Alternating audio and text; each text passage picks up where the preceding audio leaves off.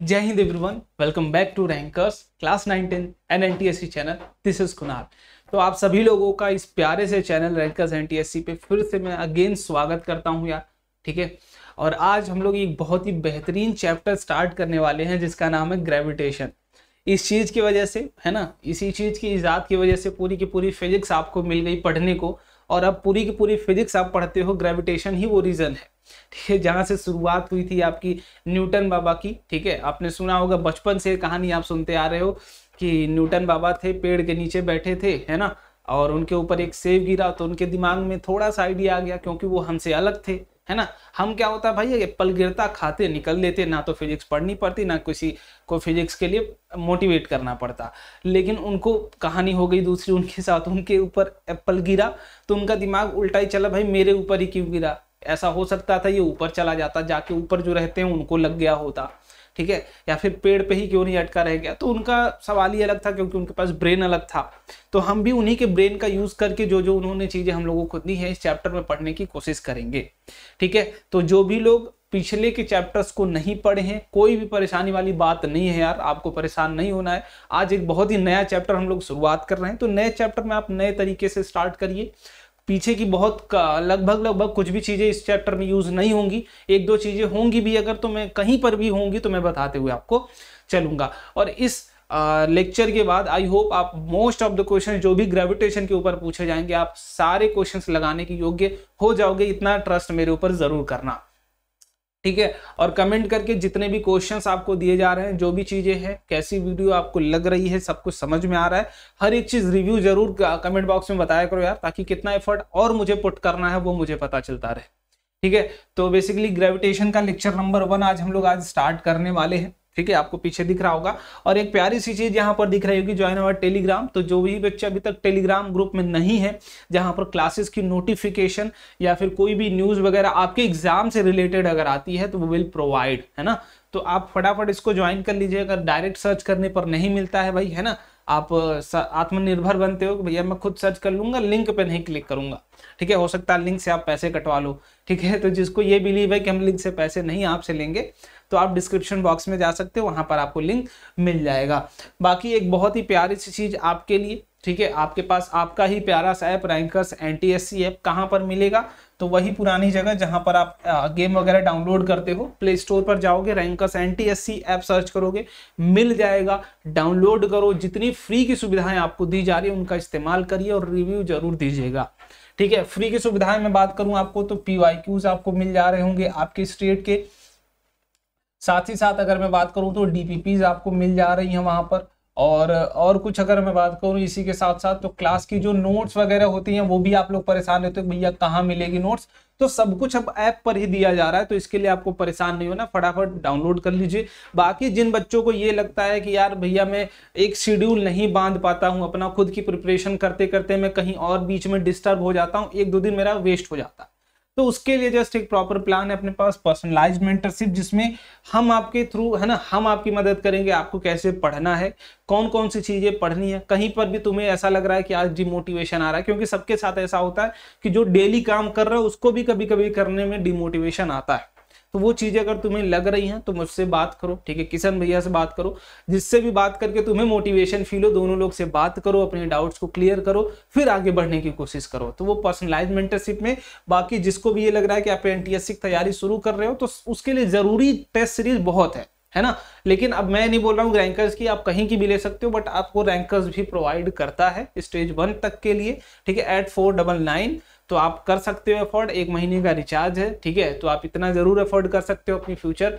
कितने महीने का रिचार्ज आप इससे निकाल लोगे वो बात की बात है, नॉलेज, मैं नॉलेज की बात कर रहा हूँ, इन टर्म्स ऑफ मनी नहीं बात कर रहा हूँ मैं। ठीक है, तो चलिए ये सारी सुविधाएं, बट ओवरऑल कंक्लूजन ये रहेगा कि ऐप जरूर डाउनलोड करना, क्योंकि जो चीजें फ्री में दी जा रही उनका तो एटलीस्ट आप फायदा उठा सके।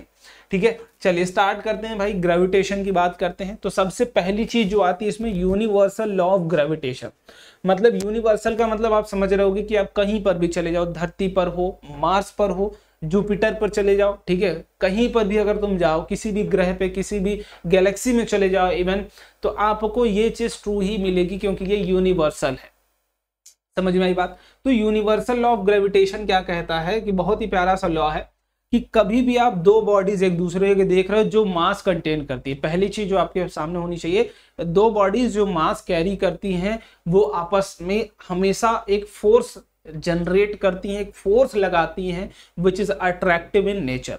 ठीक है, वो क्या होता है, कितना होता है, वो सब कुछ हम निकालेंगे, न्यूटन बाबा ने वो सब कुछ हमें बता रखा है।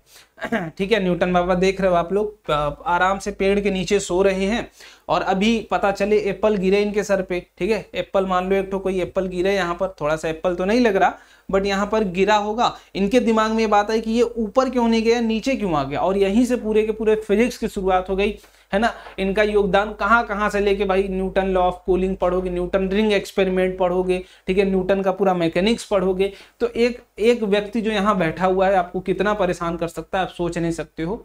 ठीक है, जिसको फिजिक्स नहीं समझ में आती, बाकी जिसको समझ में आती उसके लिए तो मजा ही मजा है, फेवरेट पर्सन बन जाएगा उसका। ठीक है, जैसे हम लोगों के भी हैं।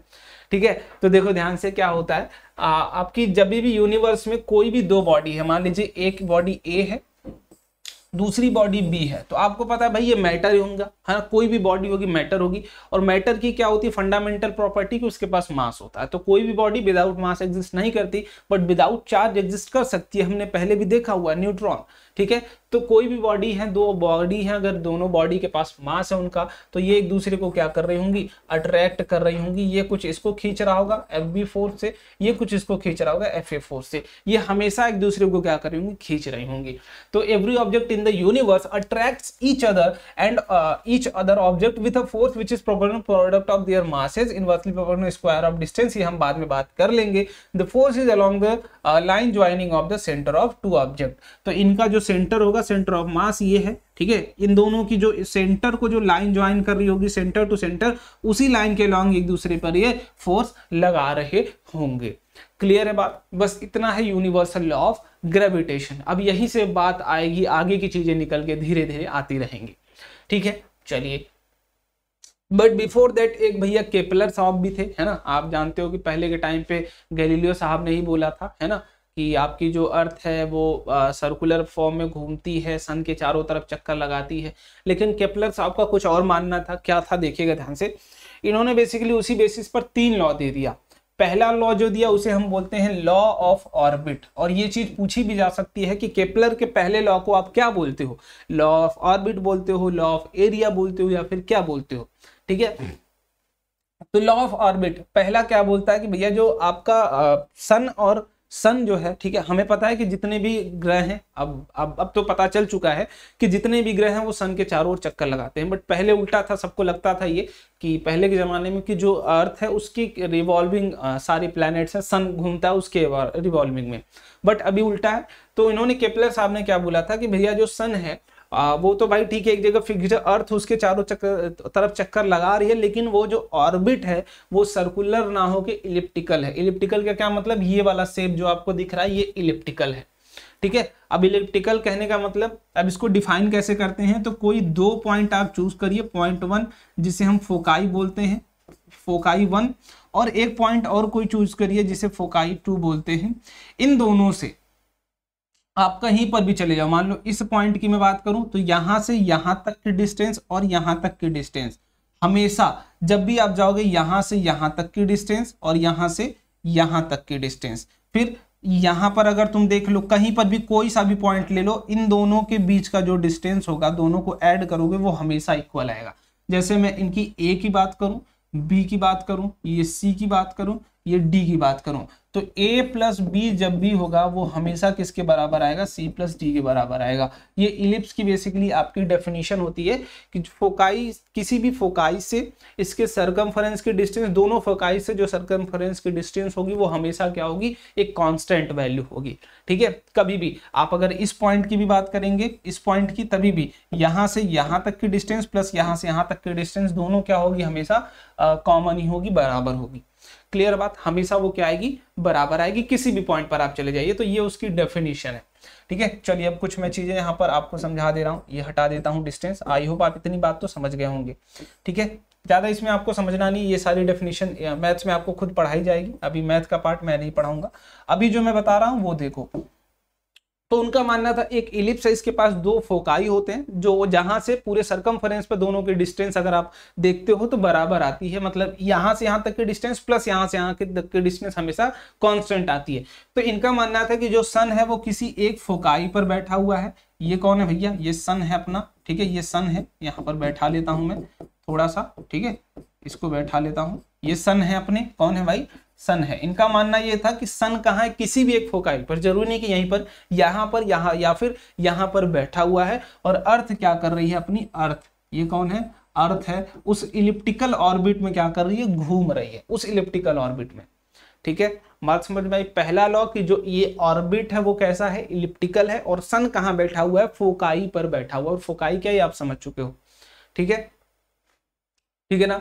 चलिए इतनी बात आई होप आप सबको समझ में आ गई होगी। अब देखो ये जो मैक्सिमम, जो हॉरिजॉन्टल मैक्सिमम डिस्टेंस होती है इसे मेजर एक्सिस बोलते हैं, इसे मेजर एक्सिस बोलते हैं। और जो ये मिनिमम वाली डिस्टेंस वाली होती है इसे माइनर एक्सिस बोलते हैं। ये आएगा काम, अभी आगे यूज में आएगा, इसे माइनर एक्सिस। मेजर का मतलब जो बड़ी वाली लेंथ होगी मिडिल में, और जो मिडिल में ही एक दूसरे के परपेंडिकुलर जो दूसरी होगी वो माइनर एक्सिस होगी। ठीक है, तो लॉ ऑफ ऑर्बिट क्या कहता है, all the planet revolve around the sun in elliptical orbit having sun at one of the foci, या फिर F1 पर होगा या फिर F2 पर होगा, किसी न किसी एक फोकाई पर ही होगा। इतनी बात आपको दिमाग में अपने रखनी है। तो पहला लॉ यही कहता है भाई सिंपल सा कि जो सन है वो किसी एक फोकाई पर स्थित है, इलिप्स के, एंड जो अर्थ है वो इलिप्टिकल पाथ पर रिवॉल्व कर रही है। ठीक है, दूसरे की बात करते हैं, सेकेंड लॉ की। तो सेकेंड लॉ क्या कहता है, law of area. Basically second law को आप क्या बोलते हो, लॉ ऑफ एरिया।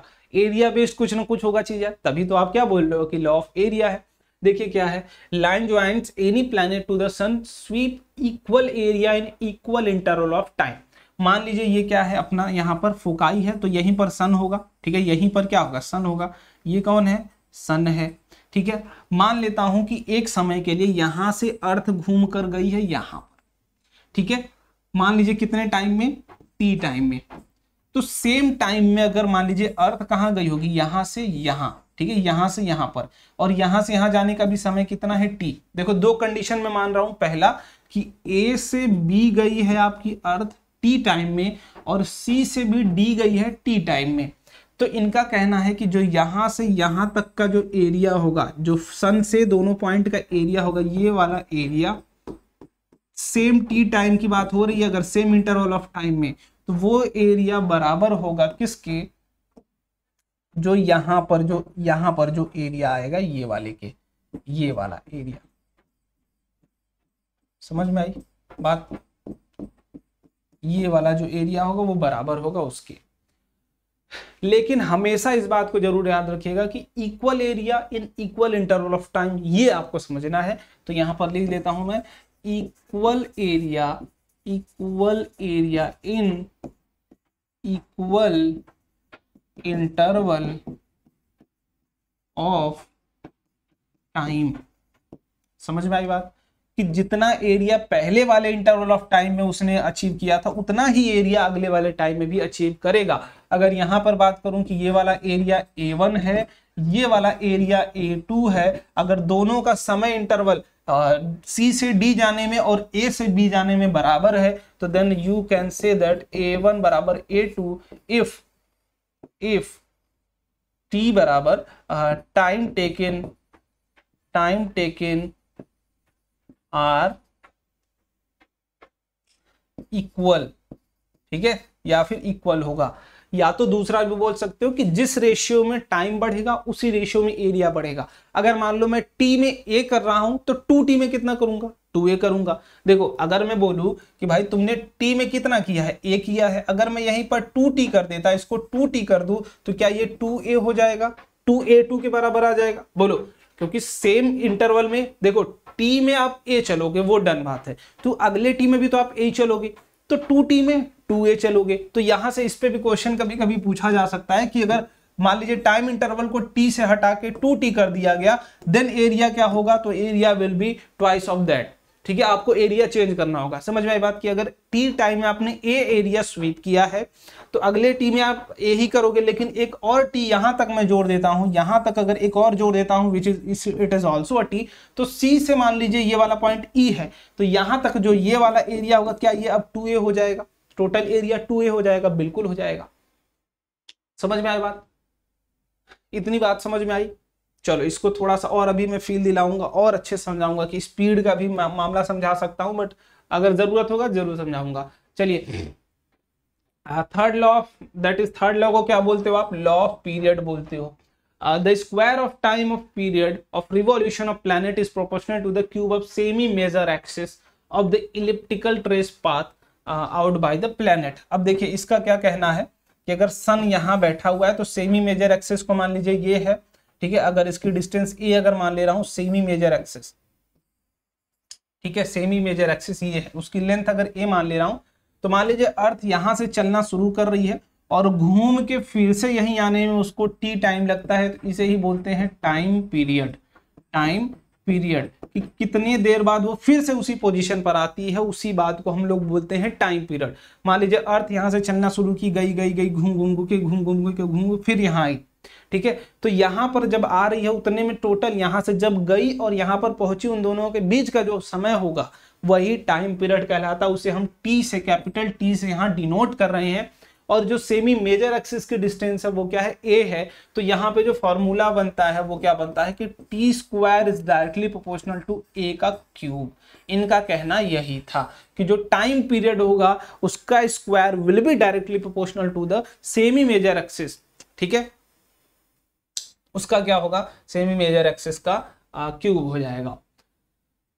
ठीक है, बात समझ में आई, इतनी बात समझ में आ गई क्या, सेमी मेजर एक्सिस, सॉरी यहाँ वाले डिस्टेंस, ठीक है, यहाँ वाले डिस्टेंस ये होगा, ठीक है, सेमी मेजर एक्सिस यहाँ से यहाँ तक डिस्टेंस, ठीक है ना, क्लियर बात। इस पे जब भी क्वेश्चन आता है डायरेक्ट आता है, और मेंस में यहाँ तक जेई मेंस की बात जब मैं करूं, जेई मेंस पे भी इससे डायरेक्ट सवाल आता है, और आप देखोगे ना डायरेक्ट क्वेश्चन आता है, आप देख के ही जान जाओगे केपलर लॉ यहाँ पर यूज होने वाला है। जैसे दो प्लेनेट की बात कर दी जाएगी आपसे, दोनों का एक का टाइम पीरियड दे दिया जाएगा, एक का रेडियस दे दिया, टाइम पीरियड रेडियस, तो जस्ट दोनों को कंपेयर करके दोनों का रेशियो ले लेना है, ठीक है। अगर मान लीजिए दो प्लेनेट की बात हो रही है जिसका T1 है, एक का टाइम पीरियड T2 है, तो बराबर A1, ठीक है, यहाँ पर T1 का स्क्वायर T2 का square A1 cube upon A2 cube. अगर दो प्लेनेट की बात हो रही है और दोनों का सेमी मेजर एक्सिस की डिस्टेंस गिवन है, ठीक है, और उनका टाइम पीरियड गिवन है, देन आप ये वाला फॉर्मूला यूज कर सकते हो फॉर टू प्लैनेट्स। लिख लो यहाँ पर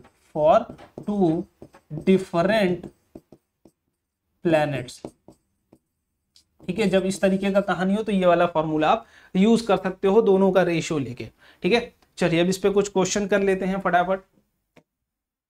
पहला question, according to the Kepler planet moves in a circular orbit या फिर इलिप्टिकल ऑर्बिट, पहले तो ये फाइंड आउट करो। तो सबसे पहली बात तो जो आपको पता है वो देख लो कौन सा ऑप्शन होगा।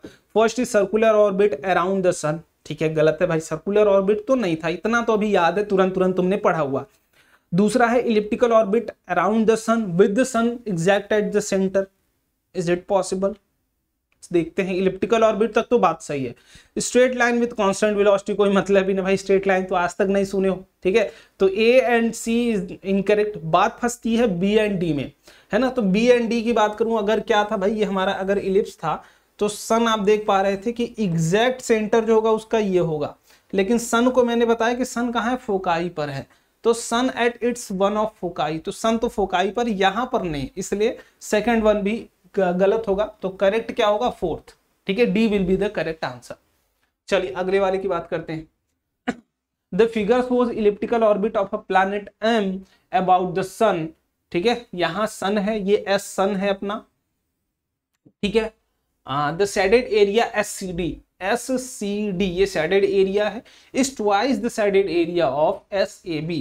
अब लिख लो यहाँ पर पहले जो जो चीजें गिवन है, क्या गिवन है, figure shows elliptical orbit planet M about the sun, कोई भी प्लैनेट है इलिप्टिकल ऑर्बिट में घूम रहा है, वो चीज आपको गिवन है।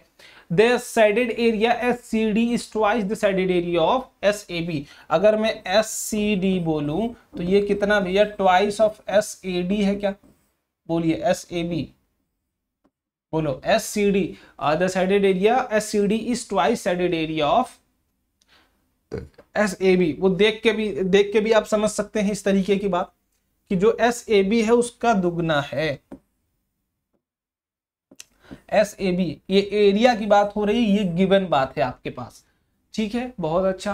If T1 is time to move planet from C to D, अगर ये वाला टाइम स्लॉट क्या है T1 है और ये वाला टाइम स्लॉट क्या है T2 है, ठीक है। The time to move from A to B, then बताइए फटाफट बताइए क्या होगा आंसर। करेक्ट आंसर का जवाब कर रहा हूं मैं और करेक्ट आना भी चाहिए आपका, क्योंकि अभी ये क्वेश्चन मैंने पीछे आपको बताया, इसका एग्जांपल इसीलिए बताया ताकि कभी भी इस तरीके का सवाल आए तो तुम फटाक से उसको अटेम्प्ट कर लो। देखो क्या करना था भाई, अगर मान लेता हूं कि ये वाला एरिया ए है, ठीक है, अगर मान लिया मैंने कि ये वाला एरिया ए है तो ये एरिया क्या था 2A था, ठीक है 2A था। तो भैया अगर इसको चलने में मान लीजिए आपने T2 समय लिया है तो कहीं ना कहीं इनको चलने में 2 टाइम्स ऑफ T2 लोग, क्यों, क्योंकि मान लीजिए यहां से यहां तक, ठीक है, ये वाली अगर इतने की बात करूं मैं, इतने की सिर्फ आधा नीचे वाले की एरिया की बात करूं, ये एरिया A है, फिर से ऊपर वाला एरिया A है, दोनों को मिला के 2A आएगा, ठीक है। देखो एक एरिया की मैं बात कर रहा हूं यहां पर, यहां से, ठीक है, ये यहां से यहां तक की एरिया की अगर मैं बात करूं, ध्यान से देखो, यहां से यहां तक की एरिया की बात करूं तो ये नीचे वाला एरिया क्या है A है, ठीक है, और ऊपर वाला भी क्या होगा A होगा, ऊपर वाला भी क्या होगा A होगा, यहां से यहां तक ये भी क्या होगा A होगा, ठीक है। अब दोनों एरिया A है, हमने अभी पढ़ा कि इक्वल टाइम में इक्वल एरिया कवर होती है, तो A T2 टाइम में हो रहा है, तो यहाँ जो A होगा ये भी T2 में होगा और ये वाला A भी T2 टाइम में आप चलोगे, ठीक है। तो बेसिकली T2 प्लस T2 बराबर 2T2, तो जो T1 की वैल्यू आनी चाहिए, जो T1 की वैल्यू आनी चाहिए, T1 must be equal to 2 times of T2, बोलो यही आना चाहिए कि भाई जो T2 आपने चला है A एरिया, यहां पर आप 2A चल रहे हो बेसिकली, तो एक A चलने में आपने कितना समय लिया होगा T2 समय लिया होगा, फिर अगला A चलने में T2 समय लिया होगा, तो दोनों को जोड़ लोगे तो 2A एरिया भी आ जाएगी, 2T टाइम भी आ जाएगी। तो कौन सा ऑप्शन सही भाई, B will be the correct answer, ठीक है। चलिए बहुत अच्छा, अगले सवाल पर आइए। Kepler second law is known as the, ये तो इसमें ज्यादा समय लगाने की बात नहीं है। लॉ ऑफ एरिया जानते हैं, पहला क्या था लॉ ऑफ ऑर्बिट, दूसरा क्या था law of area, and third is law of period. तो तीन आपके पास थे, तीनों का फटाफट आप ये चीज सीक्वेंस में याद रखिएगा। अब बात आती है Newton's laws of gravitation. Universal law तो तुमने पढ़ा था कि कोई भी दो ऑब्जेक्ट हैं वो एक दूसरे को क्या करते हैं, अट्रैक्ट करते हैं, अब एक दूसरे के ऊपर फोर्स एग्जर्ट करते हैं, वो यूनिवर्सल है। तुम कहीं भी चले जाओ, पानी में चले जाओ, हवा में चले जाओ, है ना, कहीं भी किसी कमरे में बंद हो जाओ तो वो फोर्स लगेगा, वो यूनिवर्सल है, ठीक है। चलिए बहुत अच्छा, तो न्यूटन बाबा क्या बोलते हैं उनके ऊपर चर्चा कर लेते हैं थोड़ा सा, ठीक है। न्यूटन बाबा देखिए क्या कहते हैं, भाई कोई भी दो ऑब्जेक्ट है दूसरे के ऊपर फोर्स लगा रहे होंगे, बट वो फोर्स किन किन बातों पर वेरी कर रहा होगा। पहला कि मानिए दो ऑब्जेक्ट हैं, ठीक है, मान लेते हैं दो ऑब्जेक्ट हैं, ये ऑब्जेक्ट ए है जिसका मास ma है, ये ऑब्जेक्ट बी है जिसका मास mb है। इन दोनों का जो सेंटर है, इनका सेंटर ये है, इनका सेंटर ये है, इनके सेंटर को मिलाती हुई लाइन के अलोंग ही इनके ऊपर फोर्स लगा रहे होंगे। तो मान लीजिए ये इनके ऊपर फोर्स लगा रहे हैं FB और ये भाई साहब इनके ऊपर फोर्स लगा रहे हैं FA। ये तो क्लियर कट बात है, यही यूनिवर्सल लॉ ऑफ ग्रेविटेशन कहता है कि दोनों एक दूसरे को क्या कर रहे होंगे, खींच रहे होंगे। अब ये फोर्स किस पर वेरी करता है, किस पर डिपेंड करता है, तो फोर्स की बात मैं करूं तो जो फोर्स है, पहली बात कि वो डायरेक्टली प्रोपोर्शनल होता है दोनों के मास के मल्टीपल के, ठीक है। यही चीज सबसे इंपॉर्टेंट बात है और यही आपके लिए बहुत बड़ा फैक्टर बनेगी आगे एक क्वेश्चन जब आपको बताया जाएगा कि दोनों फोर्सेस क्यों इक्वल होते हैं। तो ये जो फोर्स है वो डिपेंडेंट ही है दोनों के मास के प्रोडक्ट पे।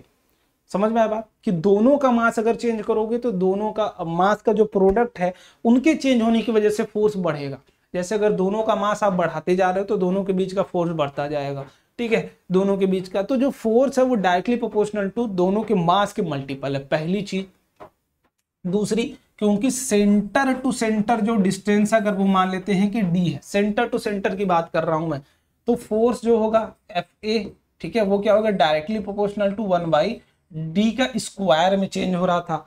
मतलब अगर वो मास वेरी कर रहे थे तो इस रेशियो में फोर्स वेरी हो रहा था। अब ये कैसे आया, देखो प्रैक्टिकल है इसका अप्रोच, कि वो दो फोर्सेस की, दो ऑब्जेक्ट के बीच का फोर्स देख रहे थे, तो वो क्या कर रहे थे, जब दोनों बॉडीज का मास चेंज कर रहे थे, एक बार मान लो 10 किलो रखा उन्होंने, एक बार 5 किलो रखा, एक बार 20 किलो रखा, एक बार 30 किलो रखा, तो उनका जो फोर्स वेरी कर रहा था दोनों के बीच का, वो इस रेशियो में कर रहा था, दोनों के मास के प्रोडक्ट के बराबर। ठीक है, और जितना दूर रखते जा रहे थे उतना उनका फोर्स फिर से घटता चला जा रहा था, और उसकी घटने की रफ्तार काफी तेज थी, इसलिए स्क्वायर के फॉर्मेट में दिया।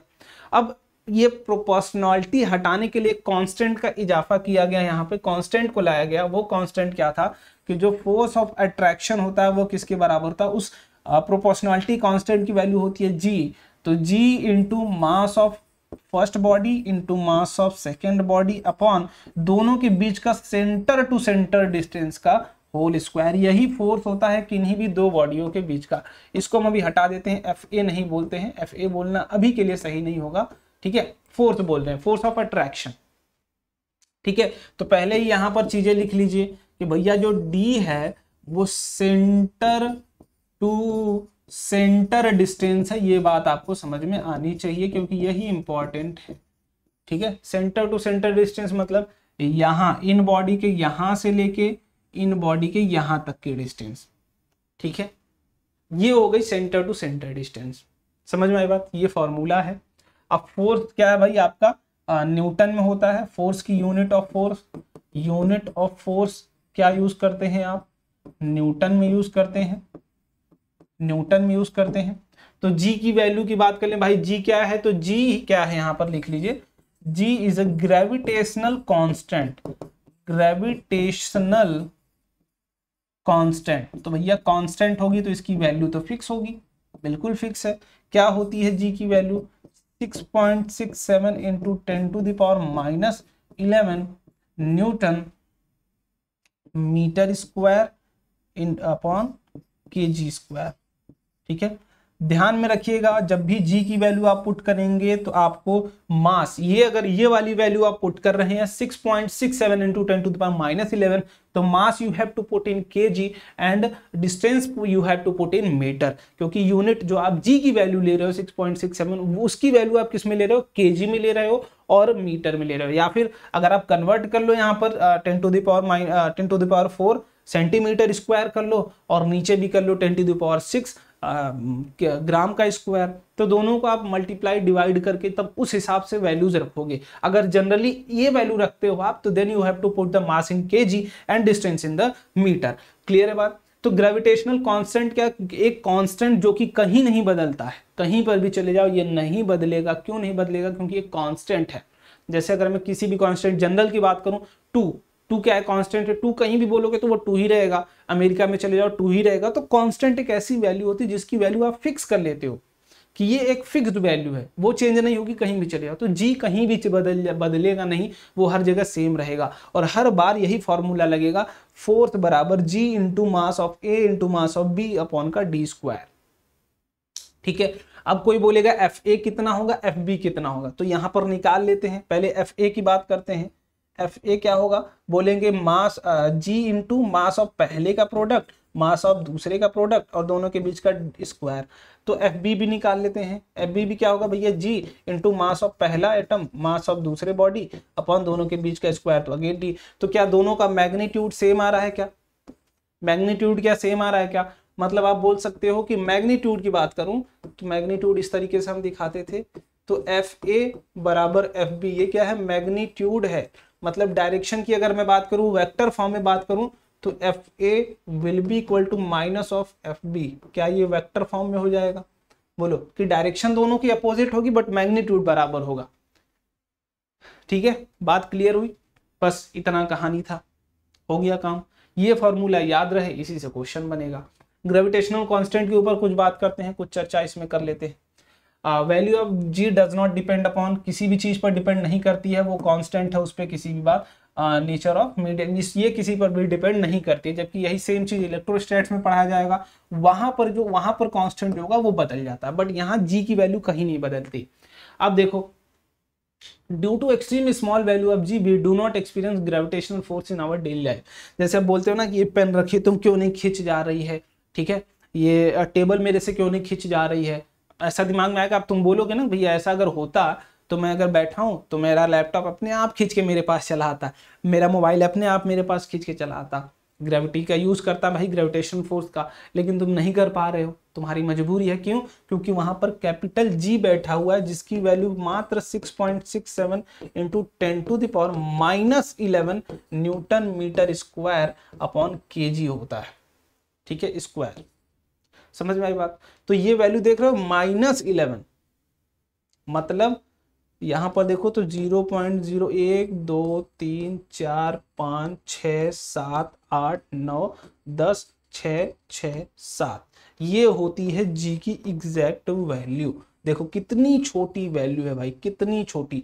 तो इन्हीं मात्र छोटी वैल्यू के कारण हमारी जो वैल्यू, जो फोर्स होती है बहुत कम होता है, due to very small value of G. अगर निकालना है तो निकाल लो। ठीक है, gravitational force is independent of medium, ये किसी भी मीडियम पर डिपेंड नहीं करता है। तो ये दो बहुत ही इंपॉर्टेंट और बहुत ही मस्त बात है कि अब दिन में ऐसा दिमाग ख्याल में आता है ना, ख्याल में आता है कि भाई ऐसा क्यों नहीं हो रहा है कि वो खिंच जाता है, तो वो रीजन ये कि जी की वैल्यू काफी छोटी होती है। ठीक है, चलिए अब एक क्वेश्चन है, फटाफट करिए। क्वेश्चन है, फटाफट करिए। 2 आइडेंटिकल पॉइंट मासेस, ठीक है, 400 gram each are placed at 50 centimetre apart. ठीक है, the gravitation force of attraction between the two is. देखो और भी अब 11th में जाओगे तो इसको और डीप में बढ़ा जाएगा कि हम जब भी देखते हैं तो हम जितनी भी बॉडीज होती हैं उनको एक पॉइंट मास की तरह कंसिडर करते हैं। वो क्यों करते हैं वो 11th में तुम्हें बताया जाएगा। अभी के लिए बस इतना समझो जितना तुम्हारे लिए बेनिफिशियल है। देखो 2 identical point mass 400 gram each are placed 50 centimetre apart. तो जो पहले गिवन है डेटा वो करते हैं, ये पहला है, ये दूसरा है। जो दोनों की डिस्टेंस गिवन है वो हमेशा सेंटर टू सेंटर ही गिवन होती है। ये कितना है 50 सेंटीमीटर, और इनकी जो वैल्यू है वो 400 ग्राम। ठीक है, और इनकी भी जो वैल्यू है वो 400 ग्राम। क्यों ऐसा? क्योंकि आइडेंटिकल यहाँ पर बोला गया है। ठीक है, आइडेंटिकल। तो ग्रेविटेशन फोर्स दोनों के बीच का बताना है। जी की वैल्यू आपको पता है 6.67 इंटू 10⁻⁻11 न्यूटन मीटर स्क्वायर पर केजी स्क्वायर। तो जो जो आपको बातें पहले पता थी वही अब भी है कि फोर्स बराबर क्या होता है दोनों के बीच का, G into mass of first object mass of second object upon दोनों के बीच का होल स्क्वायर। तो फोर्स की बात करूं मैं तो जी तो भाई जी ही रहने दो अभी, इंटू मास की बात करूं तो 400 ग्राम है, लेकिन इनको केजी में कन्वर्ट करना है हमें, तो 10⁻³ इंटू 400 ग्राम है इंटू 10⁻³ अपॉन दोनों के बीच का डिस्टेंस का स्क्वायर 50 सेंटीमीटर है, इसको मीटर में कन्वर्ट कर लेता हूं, इसका फिर से होल स्क्वायर। बस यही करना था। ये एक मास हो गया, ये दूसरा मास हो गया, ये डिस्टेंस का होल स्क्वायर। हमने कुछ नहीं किया। देखो 400 ग्राम था तो बराबर 400 इंटू 10⁻³ किलोग्राम हो जाएगा। अगर ये 50 सेंटीमीटर था, सॉरी 50 सेंटीमीटर था, तो ये क्या हो जाएगा 50 इंटू 10⁻² मीटर हो जाएगा। तो बस मैंने चेंज कर दिया और कुछ नहीं। बस इसको सॉल्व कर लीजिए। F बराबर G इंटू 4 चौका 16 इंटू 10⁴ और ये 10⁻² बचेगा। ठीक है, नीचे क्या हो जाएगा 25 इंटू 10⁻², ये आ जाएगा अप्रोक्सीमेट, है ना। देखो 400 था तो ये 10⁻², 10⁻², 10⁻4 हो जाएगा, 10⁻3, 10⁻6 हो जाएगा। तो 4 में से 6 जाएगा, 2 बचेगा। फिर नीचे यहाँ पर 2500 आएगा, 2500 का 10⁻² और यहाँ से 10⁻⁴, दोनों मिलके 10⁻² बचेगा। तो ऊपर भी 10⁻² कट गया, नीचे भी 10⁻² कट गया। ये बचा कितना? तो ये 16 गुणे जी अपॉन का 25 बचा। अब इसको कैलकुलेट कर लोगे, जितना आंसर आएगा, ठीक है, उतना न्यूटन होगा आपका फोर्स। ठीक है, कैलकुलेट कर लेना। जी की वैल्यू आपको क्या रख लेना, 6.67 जो गिवन है वो रख लेना। मैं नहीं, मैं छोड़ दे रहा हूं, तुम्हारे लिए छोड़ दे रहा हूं। कमेंट बॉक्स में तुम आंसर बताना कि कितना आया तुम्हारा एग्जैक्ट। ठीक है, एग्जैक्ट तुम्हें कैलकुलेट करना। मैं कैलकुलेशन के ऊपर नहीं जा रहा हूं, मैं लिख भी दे रहा हूं, बट यहाँ पर 6.67 इंटू 10⁻11 इंटू 16/25, यही आएगा आंसर। ये कैलकुलेट कर लेना, जो आंसर आएगा that will be your answer. ठीक है, चलिए अब बात कर लेते हैं फ्री फॉल की। ये भी कंडीशन बहुत ही प्यारी कंडीशन है। ठीक है, यहाँ से बहुत कुछ निकल के आएगा। मान लीजिए आप देख रहे हैं फ्री फॉल, ये कुछ भी कोई भी बॉडी अगर नीचे गिर रही है, ठीक है, तो इनके ऊपर कौन सा फोर्स लग रहा होगा, भाई अर्थ ही लगा रहा होगा। इनका मास अगर मैं मान लेता हूं कि m था, m1 था, इनका मास m2 था, इनका मास m3 था, तीनों मास अलग अलग है, तो इनके ऊपर क्या लग रहा होगा, m1g लग रहा होगा, इनके ऊपर क्या लग रहा होगा, m2g लग रहा होगा, इनके ऊपर क्या लग रहा होगा, m3g लग रहा होगा। ये हमने पहले भी पढ़ा हुआ है ना बेसिकली। लेकिन होता क्या है, ये एक्चुअली क्या हो रहा है, देखो एक्चुअली होता क्या इनके ऊपर, ये हमारी क्या है भैया, अर्थ, ये हमारी क्या है, अर्थ, और यहाँ पर आप हैं इस तरीके से फैले हुए हवा में, ठीक है, ये आप फैले हुए हैं, ये आपका हाथ है, इस तरीके से आप फैल रहे हैं, ठीक है। अब आपका मास है m, यहाँ पर अर्थ का मास है कुछ कैपिटल M, ठीक है, मास ऑफ अर्थ मान लेता हूँ ये है me।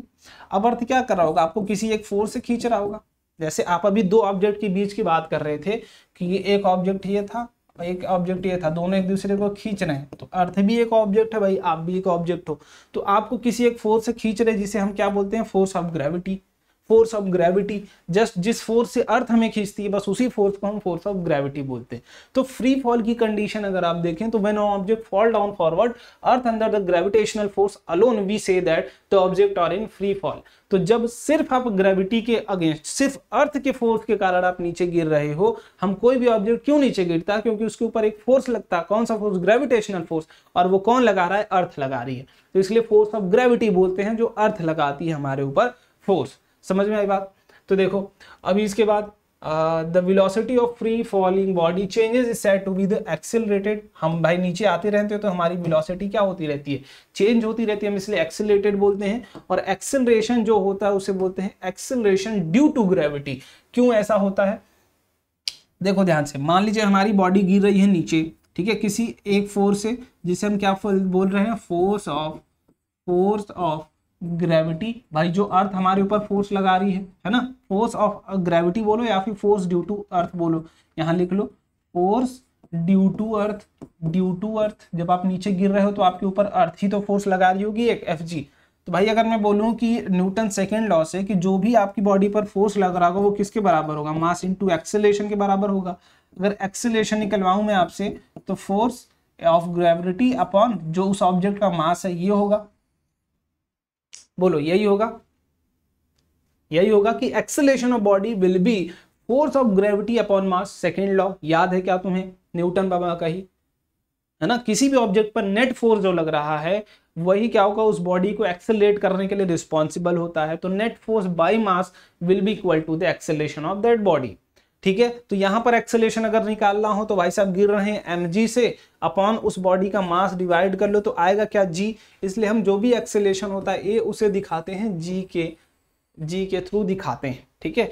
तो जो एक्सेलरेशन ड्यू टू ग्रेविटी होता है दैट विल बी g। इसकी बात हम करेंगे कैसे वो वेरी करता है, बट इतनी बात अब तुम्हें समझ में आ गई होगी कि A बराबर G हम क्यों बोलते हैं, क्योंकि हम जब फोर्स ड्यू टू ग्रेविटी निकालते हैं और अपन मास करते हैं तो मास तो कैंसिल आउट हो जाता है, लेकिन जो पार्ट बचता है उसे स्मॉल g बोलते हैं। एक्सेलरेशन होता है एक्चुअली, वो जो स्मॉल g होता है वो एक्सेलरेशन होता है, कि मतलब आप अगर कहीं पर भी आपको छोड़ा जाए तो किस एक्सेलरेशन से आप नीचे आएंगे, क्योंकि आपके ऊपर एक फोर्स लग रहा है और उस फोर्स का आपके मास से डिवीजन करते हैं तो वहां पर एक्सेलरेशन आता है आपका। क्लियर है बात। चलिए तो calculation of acceleration due to gravity कर लेते हैं। तो इस बात को थोड़ा सा यहां पर समझिएगा कि ये अगर मैं बात करता हूं अर्थ है, ठीक है, तो इस अर्थ का मास कितना है, यहां अर्थ लिख लेता हूं मैं, अर्थ है, अर्थ का मास कितना है, मान लेते हैं me, ठीक है। और आपकी बॉडी यहाँ है, कोई m मास की बॉडी है यहां पर है, ठीक है, m मास की। तो अर्थ क्या करेगा, आपके ऊपर एक फोर्स लगाएगा ड्यू टू ग्रेविटी। बोलिए, आप भी उसके ऊपर फोर्स लगा रहे हैं, ठीक है, ड्यू टू m आप भी लगा रहे हैं, नो डाउट। लेकिन अगर मैं दोनों के बीच ये भाई रेडियस अगर इनका बोल दूं मैं कि ये वाली अर्थ की जो रेडियस होती है वो कितनी होती है, अप्रोक्सीमेट 6400 किलोमीटर होती है। अप्रोक्सीमेट ये वाले डिस्टेंस क्या होती है, 6400 kilometre centre to centre distance लोगे, और यहाँ पर आप अप्रोक्सीमेट एक 2-3 मीटर हो गए, 2 मीटर या 3 मीटर हो गए, तो 6400 में जोड़ना ही बहुत बड़ा पाप है। तो ये वाले डिस्टेंस हम क्या बोल दे रहे हैं, रेडियस ऑफ अर्थ बोल दे रहे हैं इसको, ठीक है, रेडियस ऑफ अर्थ। अब देखो वो 6400 किलोमीटर में तुम 1-2 मीटर जोड़ोगे तो फर्क पड़ेगा। जैसे यहाँ खड़े हो तो अर्थ से इतना ऊपर खड़े हो, 1-2 मीटर होगा, 3-4 मीटर, 10 किलोमीटर भी बात कर लो तो 6400 किलोमीटर में 2-3 किलोमीटर फर्क नहीं करेगा। तो हम क्या करते हैं कि जो ये वाले डिस्टेंस हो उसको हम इग्नोर ही कर देते हैं। तो हम अगर बात करें इस तरीके से तो जो ग्रेविटी होगी Fg होगी वो क्या होगी, capital G mass of earth होगा, mass of earth into mass of body जो हमारा m था, ठीक है, स्मॉल m है तो स्मॉल m से दिखाते हैं उसको, स्मॉल m अपॉन उनके बीच का जो डिस्टेंस है उसका स्क्वायर। तो r स्क्वायर क्यों कर रहा हूँ भाई, r क्या था 6400 था। अब 6400 में 0.02 अगर ऐड करते हो तो कोई दिक्कत है ना, कुछ भी नहीं समझ में आएगा, तो ये कोई मतलब नहीं, ये बराबर तो अप्रोक्सीमेट 6400 आ जाएगा, ठीक है। तो इसलिए r का स्क्वायर कर दे रहा हूँ। अब आपको पता है भैया g जो है उसकी वैल्यू निकालनी है, तो g क्या है, acceleration due to gravity. Acceleration क्या होता है, दोनों के फोर्स, बीच का फोर्स अपॉन मास, यही होता है। इस बॉडी का एक्सेलरेशन निकालना है कि नीचे की तरफ कितना एक्सेलरेशन है, तो इसके ऊपर कौन सा फोर्स लग रहा है, Fg, तो इसका मास से अगर डिवाइड कर दें तो वही तो एक्सेलरेशन दे देगा, तो इसके मास से डिवाइड कर लेते हैं। तो यहाँ से g जो आएगा वो क्या आएगा, g into mass of earth आ जाएगा और उसकी रेडियस का होल स्क्वायर आ जाएगा। ये क्या है, acceleration due to gravity, acceleration due to gravity की अर्थ के फोर्स के कारण कितना बॉडी एक्सेलरेट हो रही है। और जब भी कोई भी बॉडी ऊपर से नीचे गिरती है फ्री फॉल में तो वो सिर्फ ग्रेविटी के कारण गिरती है। समझ में आई बात, ये बड़े मजेदार चीज थी। तो यूनिट भाई ऑब्वियस सी बात है, ग्रेविटी की यूनिट क्या होनी चाहिए, यूनिट क्या होनी चाहिए, मीटर पर सेकंड स्क्वायर। और इसको जब कैलकुलेट भी कर सकते हो कैसे भैया, देखो मास ऑफ अर्थ आपको पता होगा, रेडियस ऑफ अर्थ आपको पता होगा और जी की वैल्यू आपको पता होगी, ठीक है, तीनों की वैल्यू आपको पता होगी, आप कैलकुलेट कर लोगे। बट जी की जो वैल्यू आती है वो आती है 9.8 मीटर पर सेकेंड स्क्वायर। ये अप्रोक्सीमेट होती है बट हम इजी कैलकुलेशन के लिए कभी कभी 10 भी ले लेते हैं for our just easy calculation, ठीक है, बाकी होती एग्जैक्ट 9.8 ही है। समझ में आई बात, इतनी समझ में आ गई होगी। Calculation of acceleration due to gravity कैसे करते हैं, अर्थ और आपके बीच का फोर्स निकाल लिया हमने कि इतना फोर्स लग रहा होगा। अगर आप अपने ऊपर फोर्स निकालना चाहते हैं तो ग्रेविटी 9.8 है, आप अपना मास से मल्टीप्लाई कर लीजिए, आपका फोर्स आ जाएगा, ठीक है। चलिए इतनी बात आपको समझ में आ गई होगी। अब एक छोटा सा क्वेश्चन करते हैं, calculate the force of gravitation between earth and sun. दो अलग अलग बॉडीज हैं सन और earth, given that the mass of earth is 6 × 10⁻24 kg। और याद भी कर लीजिएगा कि जो अर्थ का मास है वो 6 × 10⁻24 kg आपको गिवन है, यही होता भी है। और 6400 किलोमीटर आपकी रेडियस होती है, तो वहां से आप निकाल भी सकते हो अगर जी की वैल्यू निकालना चाहते हैं तो, ठीक है। And the mass of sun is 2 × 10⁻30 kg, ठीक है। द एवरेज डिस्टेंस बिटवीन दोनों के बीच का जो डिस्टेंस है, सेंटर टू सेंटर डिस्टेंस आपको अभी गिवन है, इसलिए परेशान नहीं होना है, ठीक है। 1.5 × 10⁻11 मीटर, ठीक है, मीटर में गिवन है 1.5 × 10⁻11 टाइम्स ऑफ, ठीक है। तो देखिए क्या होगा, फटाफट अटेम्प्ट करिए, फिर उसके बाद मैं बताता हूं क्या होगा। मैं बना दे रहा हूं यहाँ पर तब तक।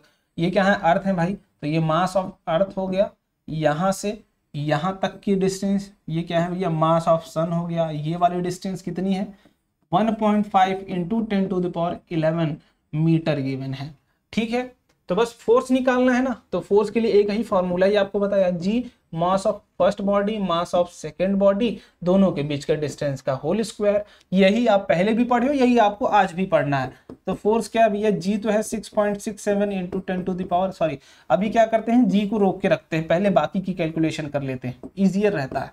इंटू मास कितना है, 6 × 10⁻24 इंटू 2 × 10⁻30, ठीक है, अपॉन दोनों के बीच का डिस्टेंस का स्क्वायर 1.5 × 10⁻11 का होल स्क्वायर। मीटर में है तो हमें चिंता करने वाली बात नहीं है।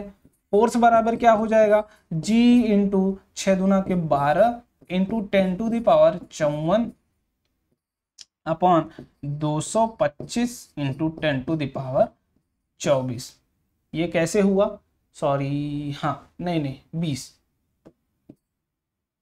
10⁻20। ये कैसे हुआ, एक हमने जीरो यहाँ पर पॉइंट से खत्म कर लिया, तो ये पॉइंट हट जाएगा यहाँ से, ठीक है, पॉइंट हट जाएगा, 15 हो जाएगा, तो यहाँ 10⁻10 बचेगा, ठीक है, तो मैं इरेज करके ही लिख दे रहा हूँ, यहाँ पर इसको हटा देता हूँ, यहाँ पर इसको हटा देता हूँ।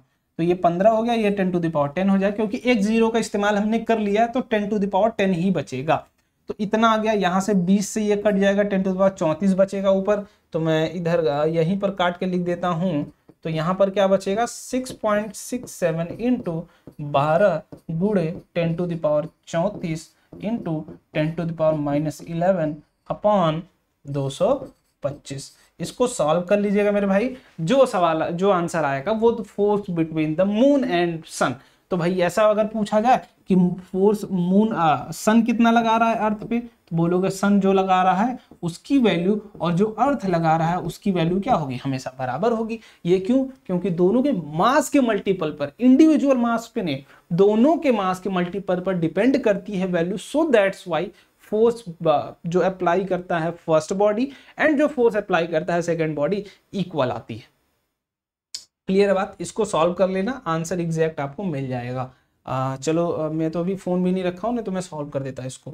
ठीक है, चलो इतनी बात। चलो यहाँ पर और मल्टीप्लाई कर दे रहा हूँ, 6.67 इंटू 12 अपॉन 225 इंटू 10⁻23 ये बचा। बस इसको सॉल्व कर लो, डिवाइड कर लो, आंसर आपके सामने आ जाएगा। ठीक है, कुछ भी नहीं बचा इसमें। चलिए वेरिएशन ऑफ जी की बात कर लेते हैं। ठीक है, वेरिएशन ऑफ जी की बात कर लेते हैं। तो जी की बात करते हैं भाई। चलिए, अगर ये क्या है भाई, अपना इक्वेटर है, सॉरी पोल है, ये क्या है अपना इक्वेटर है। तो अब अगर आप देख पा रहे होंगे कि जो आर रेडियस सेंटर से वहां, radius of equator, radius of equator जो है वो ग्रेटर होगा रेडियस ऑफ पोल से। बोलो, रेडियस ऑफ पोल से बोलो, मतलब जो आरपी वाली डिस्टेंस होगी वो लेसर होगी किससे, आर ई से। इतनी बात क्लियर है। तो अगर कोई ऑब्जेक्ट यहां पर रखा हुआ है और कोई ऑब्जेक्ट यहां पर रखा हुआ है तो दोनों के ऊपर ग्रेविटी लगेगी, और ग्रेविटी होती क्या है, तो mass, sorry G into mass of earth, तो दोनों के लिए सेम होगा, अपॉन आर का स्क्वायर। तो देखो जितना आर क्या होगा, ज्यादा होगा, जी उतनी कम होगा, क्योंकि दोनों के बीच का जो रिलेशन वो इनवर्स का रिलेशन है कि आर की वैल्यू जितना ज्यादा जी की वैल्यू उतनी कम, आर की वैल्यू जितना ज्यादा जी की वैल्यू उतनी ही कम। ठीक है, तो यहां से अगर मैं बात करूं कि अगर मैं पहला केस में देखता हूं कि जीपी पोल पे, तो जी मास ऑफ अर्थ हो जाएगा अपॉन रेडियस एट पोल का होल स्क्वायर, ये पहला आ गया। और यहां से अगर इसी को मैं इक्वेटर कर दे रहा हूं, ये इक्वेटर पे आ गया।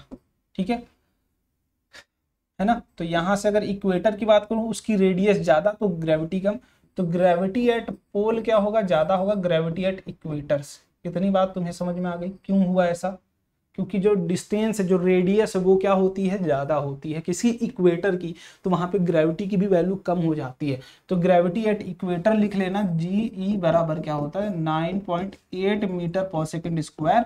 बट जब पोल की बात करते हैं तो ग्रेविटी एट पोल बराबर 9.9 मीटर पर सेकेंड स्क्वायर। ठीक है, ये आपकी बुक में भी गिवन होगा, आई होप गिवन होगा, नहीं गिवन होगा तो भी कोई बात नहीं, यहाँ पर देख लो। कभी कभी डायरेक्ट भी पूछा जाता है कि पोल पर कितनी होगी वैल्यू एंड इक्वेटर पर कितनी होगी वैल्यू, तो डायरेक्ट याद रहेगा तो भी कर लोगे, अगर नहीं याद रहेगा तो बाकी वैल्यू परेशान होने वाली बात नहीं, याद तो हो ही जाएगा आप, है ना। अब तो पढ़ लिया तुमने। और क्यों हो रहा है ऐसा, क्यों वहां ज्यादा और क्यों वहां कम होती है, तो उसका रीजन प्रॉपर यहां पर है कि ड्यू टू इलिप्टिकल ऑर्बिट, ये वाली क्या बोलते हैं इसे, सेमी माइनर एक्सिस बोलते हैं, माइनर एक्सिस बोलते हैं क्योंकि छोटी होती है ये, और इसे क्या बोलते हैं, major axis, semi major axis. ठीक है, सेमी क्योंकि हम पूरा नहीं ले रहे हैं, यहां से यहां तक लेते तब मेजर एक्सिस होता, but centre to one end ले रहे हैं तो वो सेमी मेजर एक्सिस कहलाती है, क्योंकि उसकी डिस्टेंस ज्यादा होती है। ठीक है, सेमी मेजर एक्सिस। तो जितना डिस्टेंस ज्यादा होगा उतना ही ग्रेविटी की वैल्यू कम होगी, क्योंकि इनवर्स के स्क्वायर पे डिपेंड करती है, इनवर्सली प्रोपोर्शनल का रिलेशन है। जैसे g की वैल्यू अगर एक बार 1/4 बोलो और g की वैल्यू एक बार 1/2 बोलो, तो ये बोलोगे कि भैया आधा है, ये बोलोगे कि 4 गुना कम है ना। देखो 1/4 तो ये वाली वैल्यू तो r की वैल्यू है, ये वाली भी वैल्यू r की वैल्यू तो तुम 4 ले रहे हो, लेकिन g की वैल्यू 1/4 मिल रही है। यहाँ पर r की वैल्यू तुम कम ले रहे हो, लेकिन g की वैल्यू आधा मिल रही है।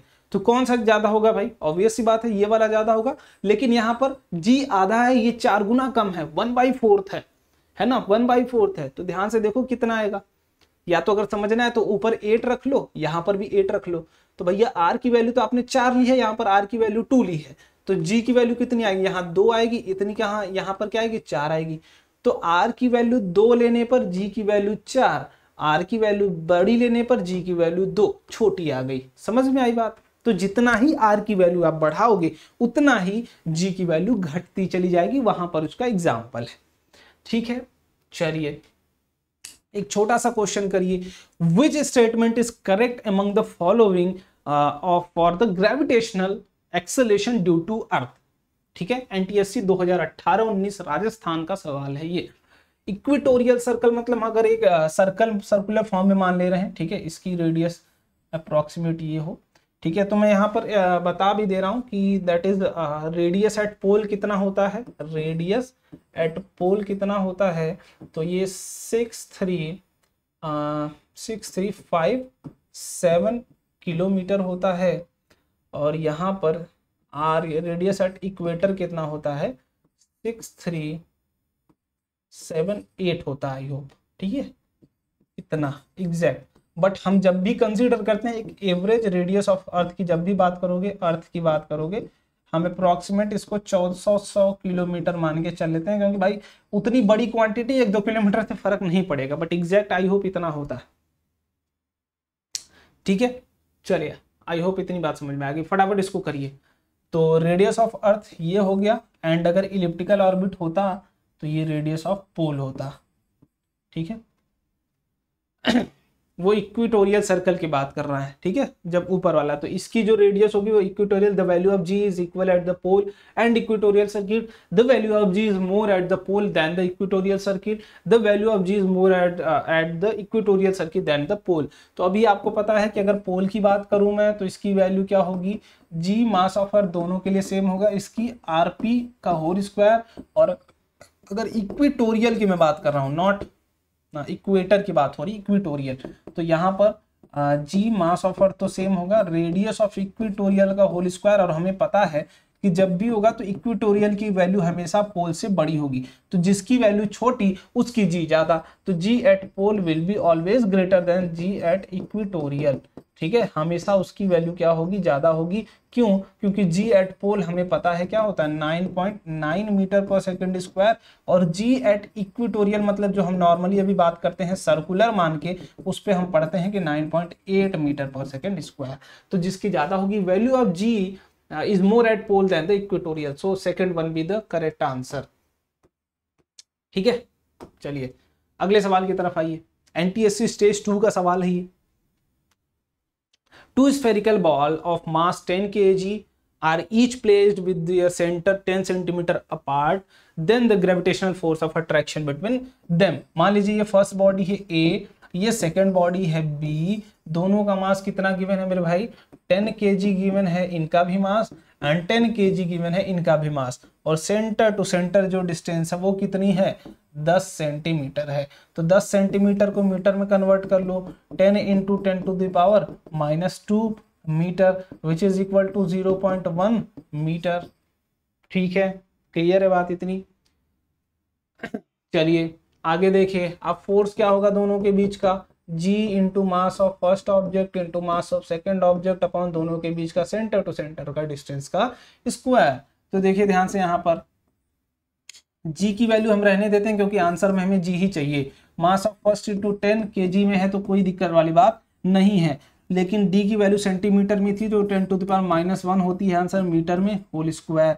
ठीक है, तो यहाँ पर कितना आ जाएगा, g into 10 to the power 2 upon 10 to the power -2, तो ये ऊपर जाएगा तो प्लस में आ जाएगा, तो g into 10 to the power 4 आ जाएगा आंसर। तो जो भी आंसर मैच कर रहा हो second one is the correct answer.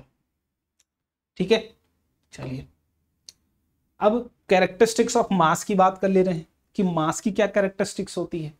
तो मास तो भाई किसी भी ऑब्जेक्ट की बात करो तो अमाउंट ऑफ मैटर की बात कर रहे हो, मास तो भाई देखो एक कांस्टेंट वैल्यू ना, हमने पहले भी पढ़ा था, mass is just constant value that is amount of matter.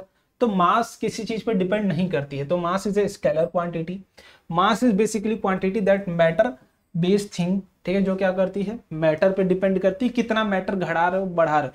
जैसे मेरा मास कम होगा, अगर मेरे से कोई हेल्दी वाला बॉडी वाला आ गया तो उसका मास ज्यादा, क्यों? क्योंकि उसकी बॉडी ही ज्यादा, उसकी मैटर ही ज्यादा है, तो उसका मास वेरी करेगा, उसका मास ज्यादा होगा मेरे से, ठीक है।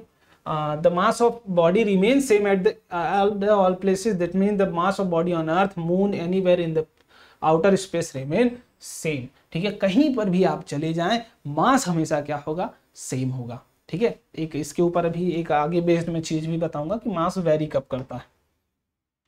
वेट ऑफ बॉडी की बात करते हैं। जैसे मानिए ये क्या है भाई, हमारा वेइंग मशीन, ठीक है, ये क्या है, इसको मैं आपको बता दे रहा हूं, ये क्या है, हमारी वेइंग मशीन, लिख लो यहाँ पर, वेइंग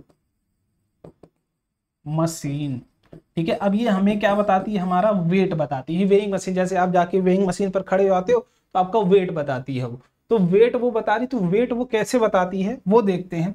जब भी वेइंग मशीन हमें बेसिकली बताती क्या है, आपके ऊपर कितना नॉर्मल फोर्स लग रहा है, नॉर्मल फोर्स कितना लग रहा है, और नॉर्मल फोर्स आई होप आपने जरूर पढ़ा होगा। तो चलिए यहाँ पर कुछ एग्जांपल दिखाता हूं मैं आपको। मान लीजिए आप यहाँ पर आके खड़े हो गए कि भैया मुझे मेरा वेट बताइए, तो नॉर्मल ये क्या करेगा, सरफेस आपके ऊपर एक नॉर्मल फोर्स निकालेगा, और यही नॉर्मल फोर्स की वैल्यू वेइंग मशीन आपको बताती है, इसी नॉर्मल फोर्स की वैल्यू बताती है। तो फोर्स बैलेंस करोगे तो नीचे आपके ऊपर क्या लग रहा होगा, एक वेट लग रहा होगा, फोर्स ड्यू टू अर्थ लग रहा होगा, और यही नॉर्मल की वैल्यू क्या होती है, मास इंटू ग्रेविटी के बराबर आती है। बोलो, तो आपका जो वेट होता है, जो आपका वेट होता है वो क्या बताता है, नॉर्मल फोर्स बताता है, और नॉर्मल फोर्स की वैल्यू क्या होती है, हमेशा मास इंटू ग्रेविटी के बराबर होती है, ठीक है।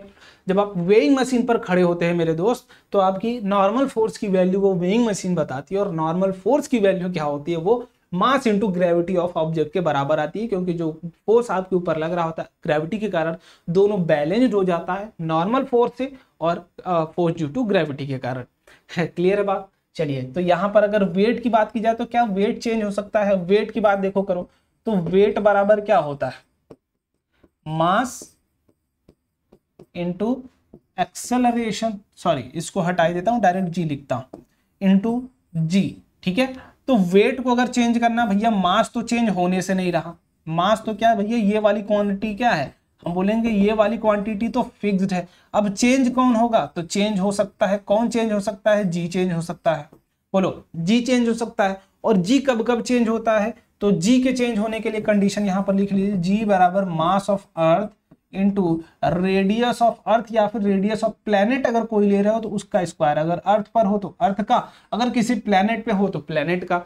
यहाँ पर मास ऑफ प्लेनेट ही लिख लो, जिस भी प्लेनेट पर आप रहोगे उसकी जो acceleration due to that gravity होगा, उस प्लेनेट की ग्रेविटी जो होगी वो क्या होगी, G into mass into planet upon radius के प्लेनेट का स्क्वायर। जैसे किसी और प्लेनेट पे अगर आप हो तो वो प्लेनेट आपके ऊपर फोर्स लगाएगा ना, mass into gravity due to that planet, तो उस प्लेनेट का ये वाला रेडियस आप लोगे, रेडियस ऑफ प्लेनेट, और मास ऑफ प्लेनेट आप लोगे, ठीक है। तो वो डिपेंड करता है। तो जी अगर वेरी आप कर सकते हो तो जी कैसे कैसे वेरी करेगा हम अगले वीडियो में देखेंगे, आज नहीं देख पाएंगे, क्योंकि प्रॉपर 1 घंटे का समय हो चुका है और एनर्जी भी लगभग एक कांस्टेंट फ्लो में ही रही है पूरे वीडियो में, तो मैं वही चाहता हूं कि घटे ना, ठीक है। तो अगर वेट को चेंज करना है आपको, अगर वेट को चेंज करना है तो किसको चेंज करना पड़ेगा, ग्रेविटी को चेंज करना पड़ेगा। तो वेट चेंज ही किसके कारण होता है, ग्रेविटी के कारण होता है, ठीक है। समझ में आई बात? तो मास तो कांस्टेंट है, वो चेंज नहीं होगा, लेकिन वेट चेंज होता है। क्यों चेंज होता है, तो इसका रीजन आपके सामने है कि ग्रेविटी के चेंज के कारण, ग्रेविटी जो एक्सेलरेशन ड्यू टू ग्रेविटी है उसकी चेंज के कारण हम क्या बोलते हैं कि हमारा वेट भी चेंज हो जाता है। क्लियर है बात? चलिए बहुत बढ़िया, आइए एक सवाल करते हैं इसके ऊपर। Weight of body on any planet अगर आपको निकालना है, मान लीजिए कोई एक प्लैनेट है दूसरा, जिसका मास ऑफ प्लैनेट आपको गिवन है और इसका रेडियस ऑफ प्लैनेट आपको गिवन है। यहां पर आप खड़े हैं, आपके ऊपर नॉर्मल फोर्स लगेगा और एक फोर्स नीचे की तरफ लगेगा जो कि वो फोर्स ड्यू टू प्लैनेट होगा, ठीक है। तो फोर्स ड्यू टू प्लैनेट क्या होगा आपके ऊपर, जी ये तो रहेगा ही रहेगा, मास ऑफ वो प्लैनेट और मास ऑफ आपकी बॉडी का, और दोनों के बीच का जो डिस्टेंस है वो रेडियस के प्लैनेट के स्क्वायर के बराबर आएगा, ठीक है। अब देखिए, अगर आपको चाहिए भैया क्या चाहिए, वेट चाहिए, तो वेट के लिए हमें ग्रेविटी चाहिए, तो ग्रेविटी के लिए हम क्या करते हैं, जी बराबर force upon gravity due to that planet, force due to that planet upon mass of body. तो यहाँ से अगर करते हैं GMP इंटू M of body upon RP का होल स्क्वायर इंटू, ठीक है, हम क्या करें बेसिकली इंटू करने का मतलब कि ये फोर्स हो गया अपॉन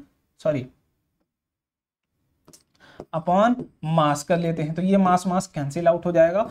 तो ग्रेविटी ड्यू टू दैट पोल क्या आ जाएगी हमारी, G mass of that planet upon radius of that planet का होल स्क्वायर। तो ये आ गया। तो यहां से अगर वेट चाहिए तो वेट की बात यहां पर कर लेते हैं, वो इजियर हो जाएगा। Weight on any planet. तो बेसिकली फोर्स ही निकालना था ना एक तरीके से, अगर आप ध्यान से देखें तो फोर्स ही निकालना था, वो कितना लगाएगा, तो भाई mass of body into gravity due to planet. तो ये बेसिकली आ जाएगा फोर्स ड्यू टू प्लैनेट के बराबर ही तो आएगा। बोलो, फोर्स ड्यू टू प्लैनेट के बराबर ही आएगा। अगर ग्रेविटी पूछी जाती किसी भी प्लैनेट पे तो वो GP की वैल्यू क्या होती, capital G into mass of that planet upon radius of that planet का होल स्क्वायर। अब ये मून हो सकता है, अर्थ हो सकता है, जुपिटर हो सकता है, मार्स हो सकता है, मरकरी हो सकता है, या फिर किसी भी प्लैनेट पे जाओगे उसका मास, उसका रेडियस आपको पता होना चाहिए। ठीक है, चलिए एक क्वेश्चन करिए इसके ऊपर छोटा सा फटाक से। Weight of body on moon बताइए कितना होगा।